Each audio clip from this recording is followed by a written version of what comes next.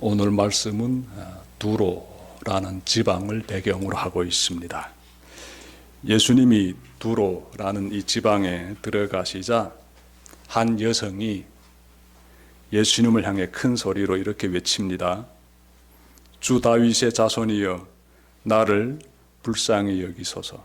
내 딸이 흉악하게 귀신 들렸나이다. 여기서 우리가 살펴봐야 되는 것 두 가지가 있어요.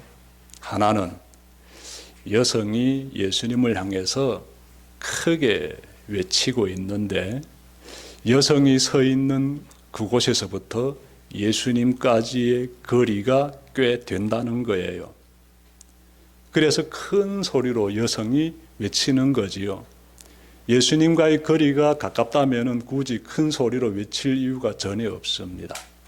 그리고 또 하나, 여성이 예수님을 바라보면서, 즉 예수님의 그 얼굴을 바라보면서 외치는 것이 아니라 예수님의 뒷모습을 바라보면서 외치고 있어요. 이런 부분들은 우리가 오늘 말씀을 대면할 때 미리 마음에 그리면 참 좋겠습니다. 자, 예수님과 의도적으로 여인이 거리를 두고 있다는 거예요. 예수님의 정면에 나서지 못하는 여인, 그 가운데서 큰 소리로 도움을 청할 정도로 여성에게는 절박감이 있습니다. 그것은 자신의 딸이 귀신 들린 거예요. 그래서 예수님, 내 딸 좀 고쳐주십시오 라고 간절하게 지금 외치고 있는 것이지요. 여인은 자기 딸이 귀신 들렸다고 하는데 사람이 귀신 들리면 어떻게 될까요? 다양한 모습이 나타나겠지요. 무엇보다도 인격이 손상됩니다. 인격이, 품격이. 정상인이 할 수 없는 그러한 행위를 서슴없이 하게 되는데요. 단편 예로 예수님이 가다라 지역에 들어가셨을 때 귀신 들린 사람들 만나시지요. 제가 지난번 마태복음 강의 때 전해드렸습니다. 그때 이 귀신 들린 사람이 얼마나 사납고 비인간적인 행동을 서슴지 않고 행했던지 사람들이 이 사람을 다 피해 다녔습니다. 귀신 들리면 육체적으로나 그리고 정신적으로나 사람이 점점 죽어가게 됩니다. 이렇게 귀신 들린 그러한 딸을 바라보는 이 엄마의 심정이 오죽했겠습니까? 말로 표현할 수 없지요. 괴롭기만 한 것입니다. 그러던 어느 날 여인이 귀가 번쩍 열리는 소식을 듣게 됩니다. 이스라엘 땅에서 귀신을 쫓아내시던 예수님이 자신들이 살고 있는 이 두로라는 지방에 들어오셨다는 소식을 듣게 돼요. 여인은 예수님을 만나뵌 적이 한 번도 없는데 예수님에 대한 정보는 꽤 가지고 있습니다. 여인은 예수님을 향해서요, 주 다윗의 자손이여 라고 부를 정도로 예수님에 대한 정보를 가지고 있습니다. 예수님은 이스라엘 민족이 기다려온 위대한 분이시다라는 것을 이 여인이 믿고 있습니다. 여인이 이러한 정보를 얻을 수 있었던 것은 예수님께서 주로 활동하셨던 갈릴리에서부터 여인이 살고 있는 이 두로라는 지방까지 거리가 그리 멀지 않기 때문인 것 같아요. 한 대략 50km 정도 되거든요. 그러니 발 없는 말이 천리 간다고 근처 동네에서 예수님께서 사역하신 그러한 이야기들이 흘러가지고 이 여인의 귀에 들어가는 것이지요. 그래서 예수님에 대한 꽤 많은 정보를 가지고 있고요. 그래서 예수님은 다윗의 자손이시고 나는 그분을 주님이라고 불러야 한다는 것, 여성이 마음 가운데 다 정리하게 되는 것입니다.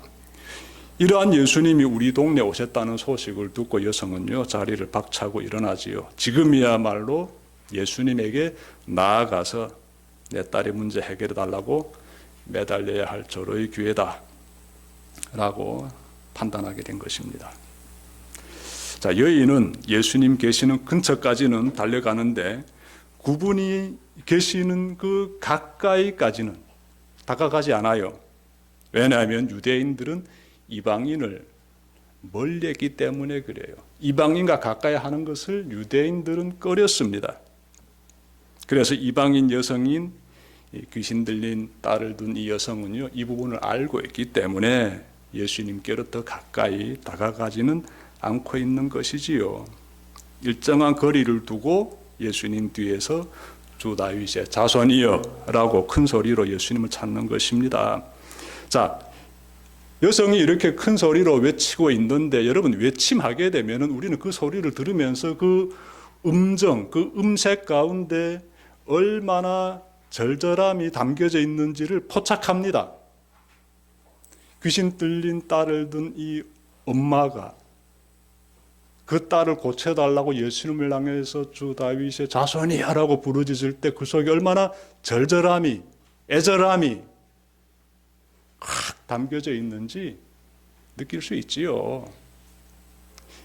예수님 이 외치는 소리를 들으셨습니다. 그러면 반응하셔야지요. 그런데요, 예수님께서 여인을 어떻게 대하시는가 봤더니 한마디도 대답하지 않으십니다. 여성을 마치도 무시하시는 것 같아요. 예수님께서 이렇게 자신을 철저히 이렇게 외면하시는 것처럼 행동을 취하시자 이 여성이 낙심하면서 집으로 돌아가는가 봤더니 그러지 않습니다. 포기하지 않고 계속하여서 자기 딸을 고쳐달라고 거듭해서 외칩니다. 그러자 제자들이 나섭니다. 이번에는 제자들이요, 예수님에게 이렇게 말하지요. 저 여자가 우리 뒤에서 외치고 있으니 그를 안심시켜 떠나보내 주십시오 라고 제자들이 예수님에게 한 말씀 올려드리는 거지요. 자, 비로소 예수님이 말씀하십니다. 예수님이 이렇게 말씀하세요. 나는 오직 이스라엘 집에 길을 잃은 양들에게 보내심을 받았을 따름이다. 24절 말씀이에요. 예수님은 나는 이스라엘을 구원하기 위해 하나님으로부터 보내심을 받은 사람이지 이방인을 구원하기 위해서 보내심을 받은 사람은 아니야 라고 지금 자신의 입장을 제자들에게 말씀하십니다. 어떻습니까, 여러분? 예수님의 말씀 들으면서 어떤 생각이 듭니까? 하나님에 대해서 어떤 마음 가지게 됩니까? 좀 서운한 감정 일어나지 않습니까? 하나님, 이거 좀 심한 거 아닙니까? 이런 질문 솟아나지 않습니까? 하나님, 왜 이스라엘 백성만 편애하십니까? 왜 이스라엘 백성만을 위해서 예수님을 보내신 것입니까? 이방 사람들은 그럼 어떻게 되는 겁니까? 라는 이러한 질문들 마음에서 꾸역꾸역 올라오게 되지요. 원망의 질문 가질 법도 합니다. 근데 사실 예수님은요, 얼마 전에 잘 들어보십시오. 갈릴리 지방에 있는 그 가보나움이라는 곳에서 중풍으로 앓고 있는 한 사람을 고쳐주셨습니다. 그런데 스토리가 있습니다. 이 중풍으로 앓던 사람은요, 로마 군대 백부장의 집에서 일하는 하인이에요.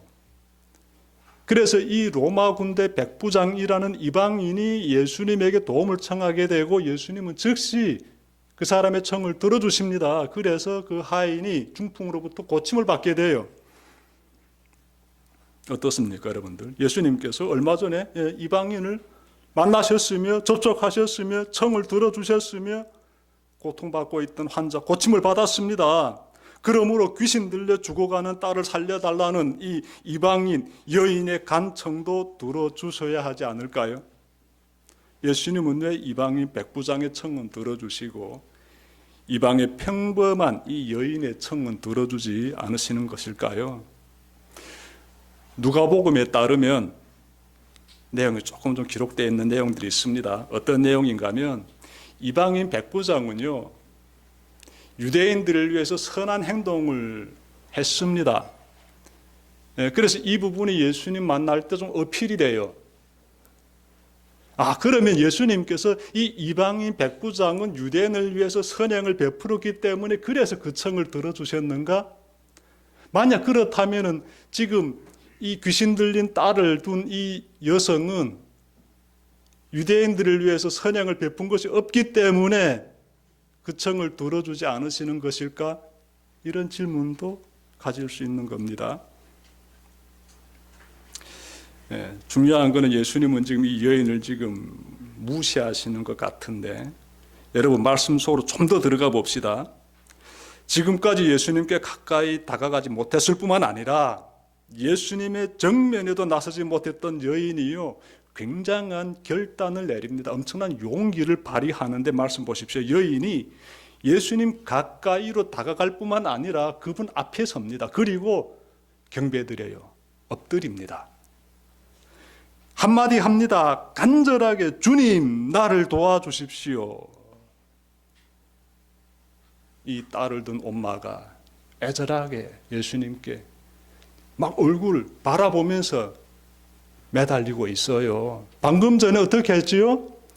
예수님께 가까이 다가오지 못하고, 왜? 유대인들이 우리를 배척하니까, 이방인들 배척하니까 다가오지는 못하고, 예수님 정면도 바라보지 못하고 등 뒤에서 이렇게 소리만 쳤는데, 지금은 용기를 내가지고 예수님께 바로 다가와가지고 예수님 얼굴 바라보면서 경배 탁 드리면서, 주님 도와달라지 않습니까? 나를 도와주십시오라고 이렇게 애절하게 간청하게 되면 사람의 마음이 움직이는 거 당연한 거 아니겠습니까? 예수님 마음이 움직이셨을까요?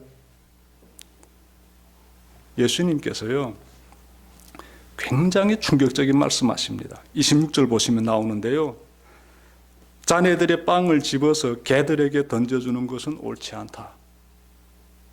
여인 들으라고 한 말이에요. 여인을 지금 어디에 비유하고 있습니까? 한 인격체를, 한 여성을, 딸을 둔 엄마를 개에게 비유하고 있습니다. 개에게. 충격이에요. 굉장한 충격입니다. 이거는 아무리 그래도 자식을 살리려는 여인을 개에게 비유한다는 것은요, 너무 심해 보입니다. 예수님은 여인에게 왜 이처럼 모진 말씀을 하시는 걸까요?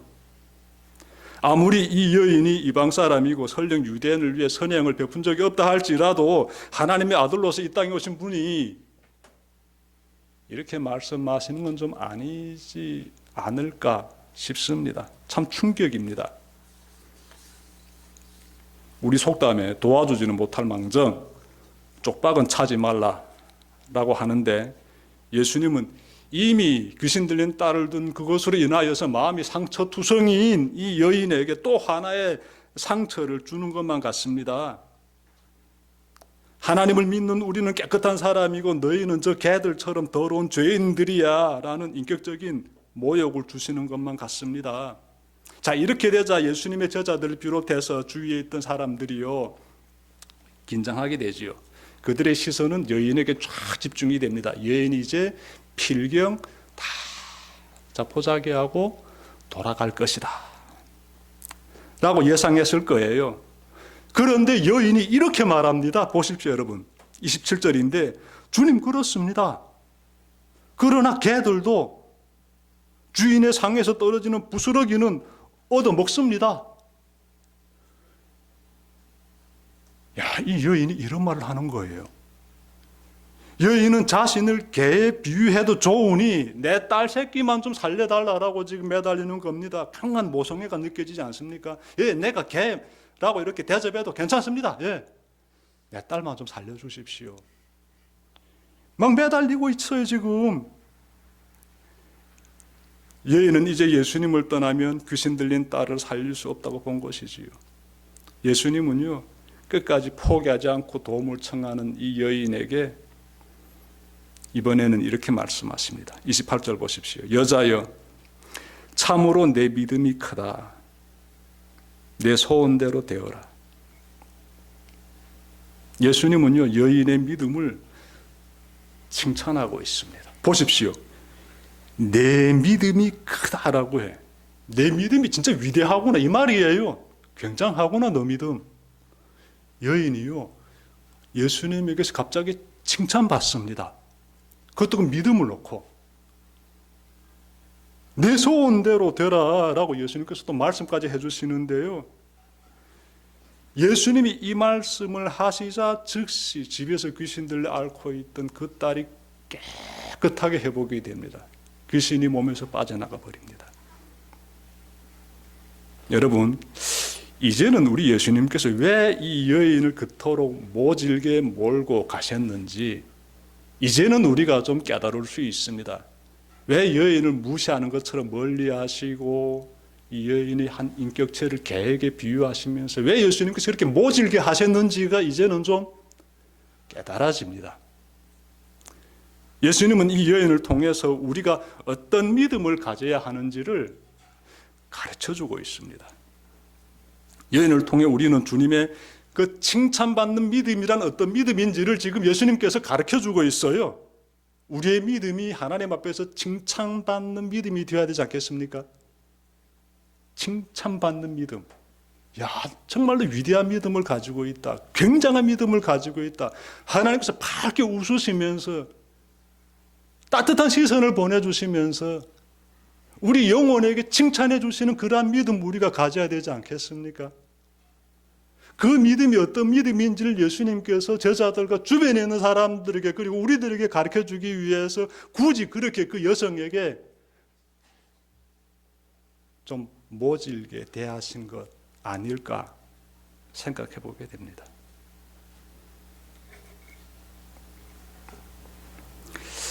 여인을 통해 우리는요, 주님의 칭찬받는 믿음은 어떤 믿음인지 두 가지로 찾아볼 수 있는데요. 우선은 어떤 상황에서도 변하지 않습니다. 이 여인의 믿음이요, 굉장히 독보적인 게 있는데 상황이 막 급변하거든요. 근데 믿음이 변하지 않아요. 여러분, 말씀 보게 되면 그 부분을 발견할 수 있습니다. 22절과 그리고 25절과 27절 보시면요, 여인이 예수님에게 사용하는 호칭이 일관됩니다. 보십시오.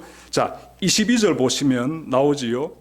여인이 예수님을 처음 부를 때 주님이라고 불러요. 주님. 이 주님이라는 이 호칭은요, 내가 당신을 굉장히 존경하고 신뢰한다는 의미가 그 속에 담겨져 있습니다. 내가 존경하고 신뢰하는 분에게 주님이라는 호칭을 사용하는 거예요. 여인이 제일 처음에 예수님 부를 때 주님이라고 부릅니다. 근데 예수님께서 자신을 투명인간 취급하시면서 무시하시는 것처럼 이렇게 철저히 외면하실 때, 그럼에도 불구하고 그는요, 예수님을 향해서 25절 보십시오. 그래도 주님 하면서 나를 도와주십시오. 일관된 호칭 사용하고 있어요. 자,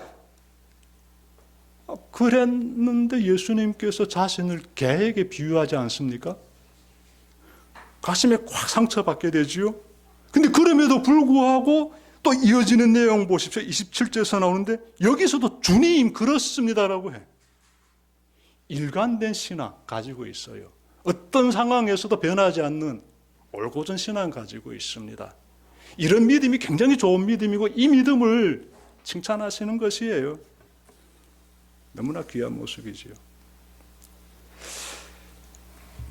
얼마 전에 그 게네사렛에 계시는 예수님에게 찾아온 당대 제노라 하는 바리새인들이 있었습니다. 예, 서기관들과 함께 이렇게 그들이 예수님 사역의 현장을 찾아왔어요. 근데 그들이 예수님에게 어떤 호칭 사용한 줄 압니까? 예수님을 향해서요, 당신이라는 호칭을 사용했습니다. 당신. 우리가 성경에 대해서 잘 알고 있다. 우리가 봤을 때 예수여, 당신은 특별한 존재가 아니다라는 거예요. 그래서 예수님을 향해서 당신이라는 호칭을 사용해요. 그런데 이 여성은 예수님을 향해서 주님이란 호칭을 시종일관되게 사용하고 있습니다. 이런 믿음이 참 귀한 믿음이지요. 이런 믿음이 하나님의 복을 받는 믿음이에요. 여인은 그 믿음으로 인내함의 끝까지 예수님을 신뢰함으로써 하나님의 구원을 경험했습니다. 여러분, 예수님이 여인에게 행하셨듯이 우리의 간구에도 침묵하실 때가 있고요. 예, 우리에게 더 큰 고통을 허락하실 때도 있습니다. 이 올곧은 믿음을 가지고, 굳센 믿음을 가지고 우리가 분명 주님 주님 하면서 부르짖으면서 기도드리면서 살아가는데 내 기도의 응답은 전혀 없고 더 나의 그러한 상황은 정말 나를 더 곤두박질하는 곳으로, 더 어려운 구덩이 속으로 밀어 넣는 것 같은 그런 고통의 시간들 마주할 때가 있어요. 그때마다 이 여인을 좀 떠올려 보십시오. 이겨내십시오. 인내하면서 말입니다. 주님이 나를 외면하신다고 그러면서 좌절하거나 실망하지 마십시오. 어려움에 처했을지라도 믿음을 굳게 붙잡고 이겨내시길 바랍니다. 때가 되면 내 인생을 꽉 내리누른 그 모든 무거운 짐들 다 사라지게 됩니다. 우리 하나님께서요, 때가 되면 다 구원해 주십니다. 우리를 다 지켜주시고 다 회복시켜 주십니다. 여인이 이렇게 칭찬받고 있는 이 믿음에서 다음으로 우리가 발견할 수 있는 것은요, 보이는 것을 쫓지 않는 믿음이에요. 보이는 것을 쫓지 않는 믿음. 여인은 예수님께서 내 딸이 나을 것이다 라고 말씀하시자 그 말씀대로 이루어질 것임을 믿고 어디로 가죠? 집으로 갑니다. 네. 예수님 말씀하셨으니 내 딸 인자는 다 나았을 것이다. 믿음을 가지고 돌아서 가요. 굉장히 중요한 모습이에요. 예수님이 말씀하셨기 때문에 이 말씀은 응답되고 다 회복이 된다. 내 딸 인자 살아났다. 이 믿음을 가지고 가는 거예요. 이 여인이 보이는 것을 쫓지 않는 믿음이에요. 너무 귀한 믿음이지요. 주님의 말씀을 믿는 이 믿음이 최고의 믿음입니다. 하나님은 우리도 이와 같은 믿음을 갖길 바라요. 저희 막내가 자기 생일이 다가오니까 요즘 들어서 전략을 펼쳤습니다. 아빠에게 찰떡처럼 들어붙어 가지고 자기가 뭘 원하는지 지금 종목 지금 얘기해 주고 있습니다. 근데 그 중에 하나가 최신형 스마트폰입니다. 제가 굉장히 긴장됩니다. 제가요, 그래 알았어 사줄게. 이 말 한마디 한순간 이 아이는 온 천하를 얻은 것처럼 기뻐할 것이며, 그리고 곧 내 생일이 다가오게 되는데 그때는 내 손에 최신형 스마트폰이 들어올 것이다라는 강력한 믿음을 가지고 있습니다. 왜냐하면 최소한 우리 아빠는 약속을 지키니까. 아빠가 말 한마디 그래 해줄게라고 말하면은 그대로 이루어진다는 것을 완전히 믿고 있습니다. 그래서 어떻게 하나 저희 입에서 그 말이 나오길 기다리고 있어요. 저는 절대로 그 말 안 하지요. 저 굉장히 긴장되어 있습니다. 절대로 순간이라도 하면 안 된다는 거 저는 잘 알고 있어요. 어린 아이도 한 인간 아빠가 약속을 지켜줄 때 지금은 이루어지지 않았지만, 지금은 내 손에 핸드폰이 없지만 아빠의 그 말 한마디가 꼭 이루어진다는 강력한 믿음을 가지고 살아갑니다. 하나님을 믿는 우리는 하나님 말씀을 어느 정도 강력하게 믿고 있습니까, 지금? 제가 이 말씀을 이렇게 읽으면서 이렇게 어떤 구절들은 굉장히 제 마음을 사로잡을 때가 있어요. 그래서 저희 가방에는 자그마한 수첩이 하나 있는데 그 수첩에다 그 말씀을 꼭 필사해 놓습니다.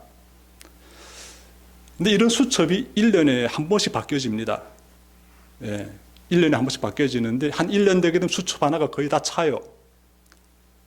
제가 목사가 되어서 이 교회를 섬기는 이 삶을 쭉 살면서 저를 지탱시켜주는 것이 하나님의 말씀이에요. 저희가 좌로나 우로나 치우칠세라, 낙심 가운데 주저앉을세라, 어떤 상황에서도 이 길을 잘 갈 수 있도록 붙잡아주는 것은요, 제가 경험하고 있는데 말씀이에요. 그 말씀을 잘 붙잡게 되면 힘이 나요. 빌립보서 4장 13절, 내게 능력 주시는 자 안에서 내 모든 것을 다 이룰 수 있다는 그 말씀도요, 굉장히 힘이 돼가지고 어려운 시간들을 막 이겨냅니다. 여러분들도 그렇게 하나님 말씀을 펼치고 그 말씀을 나로 하여금 온전히 믿음의 길을 걸어갈 수 있는 힘이 되는 말씀이 될 수 있도록 정말 삶에서 경험해 보시기를 바랍니다. 하나님의 말씀이기 때문에 인격적인 하나님과의 만남이 그 말씀을 붙잡고 하나님 이렇게 말씀하셨지요 라면서 여러분들이 하나님께 그 말씀을 붙잡고 엎드려 가지고 주여 주여 하면서 변함없는 믿음으로 도움을 구할 때 하나님께서는 역사하십니다. 올바르게 인도해 주십니다. 그 하나님을 잘 경험하시길 바랍니다. 오늘 받아오는 말씀이 한 주를 살아가는 여러분에게 생명의 힘이 되는 말씀이 되기를 바랍니다. 하나님께서는 오늘 말씀을 통해 여러분에게 하나님께 기도드려도 응답이 없는 것 같고 오히려 더 큰 고통이 밀려올 때 그럼에도 불구하고 저는 여전히 주님을 의지합니다. 이 고백을 하라고 지금 말씀하고 있습니다. 다시 말씀드릴까요? 지금 하나님께서요, 오늘 말씀을 통해 가지고요, 여러분에게 이렇게 말씀하시는 거지요. 하나님께 기도드려도 응답이 없는 것 같고 오히려 더 큰 고통이 밀려올 때 그럼에도 불구하고 저는 하나님을 의지합니다. 이 고백을 하라고 하나님께서 지금 말씀하고 있습니다. 그리할 때 여러분은 하나님으로부터 참으로 내 믿음이 크다, 내 소원대로 되어라 라는 칭찬을 받게 될 것입니다. 기도드립시다.